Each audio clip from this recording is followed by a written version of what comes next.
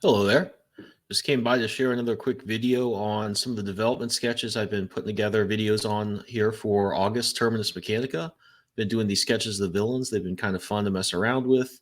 Always cool to design some characters, and it's been kind of cool, I think, to talk through some of the process of not just what I've been trying to do in terms of making them look cool, of course, but also to serve some of the needs of the story.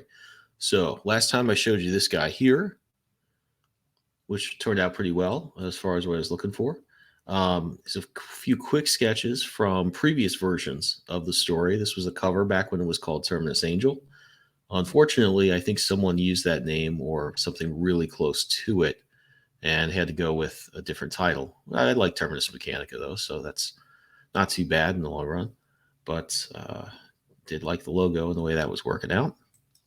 Here's a quick sketch of August. This is actually a page from another draft of it where he's we're kind of entering the story. Probably going to end up redoing this, of course, but kind of like how that one turned out. And this is the sketch I was working on today. So there are three primary antagonists. This is one of them. He's probably the least important. And I wanted to make him a little lighter colored and brighter than the other ones, while still keeping, like I said, for the other ones, a lot of open areas so I can show damage pretty clearly if they have it, and also just give them a bit of a different silhouette from one another. So I think this turned out pretty well. This is a pretty rough sketch, like you can see, but also leaves me a lot of room to do, kind of the types of shading I wanted to see in the final and to make sure it worked out. So is this, yellow area broad enough to put some dark highlights or dark reflections in there and to kind of sell you some highlights there on the sides and the middle and things like that. So pretty happy with that turned out. Going to do one more of these for the primary villain, who's going to be pretty close to this, but a little bit different as well. I want him probably to look the coolest because he's going to be around the longest. And yeah, like I said, keep checking back here as I'll be sharing more of these. And hopefully it'll be fun for you to see this come together and it's the way the story takes shape. Also, wanted to share some Superman artwork as it's the 85th anniversary of Action Comics #1. So happy Superman Day to those who celebrate. Like I've been showing you on other videos, I've been digging up old computers to get some files I need. And I've come across a lot of cool artwork I'd done as warm ups or exercises and thought it would be a good time to share some Superman stuff. This one was kind of fun. I was taking the Rebirth or Man of Steel uniform they had put together a few years ago, combined that with kind of a more golden age face, sort of model sheet for him. Kind of inspired by the Fleischer Brothers cartoons and Joe Shuster's original stuff. I'm sure if you've read Scarlet Twilight, you wouldn't be surprised to know that I'm a big fan of that golden age stuff and always looking to bring that into any drawing I can. This was a different one. I think this was probably from 7 or 8 years ago.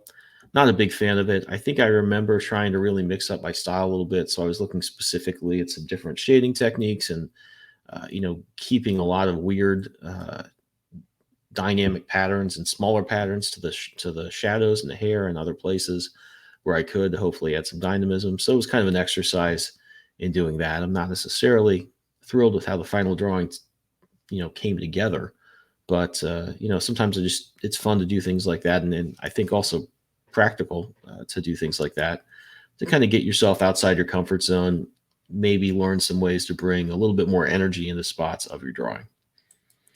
This was a quick sketch I did of the New 52 uniform. Never was a huge fan of how complicated it got, but wanted to make it just do a quick drawing for fun more than anything of that uniform with as much classic Superman in terms of the face and stuff like that as I could bring in, just see how it looked. It turned out okay, I suppose, for what it is. And this was a sketch I had done of the Daily Planet. I was looking at a lot of architectural drawings at the time and looking at I've always struggled with how to do my backgrounds. If you do too much with them, they overwhelm it and it doesn't look very comic booky. If you do too little, it looks sparse and weird or very simplified and cartoony. So I've always been looking at ways to simplify things and bring energy in, which is kind of what I was getting in that other drawing. So I was doing some things with the shadow, this texture I've created, and threw that in there. Kind of selectively used some shading here, and hopefully that would.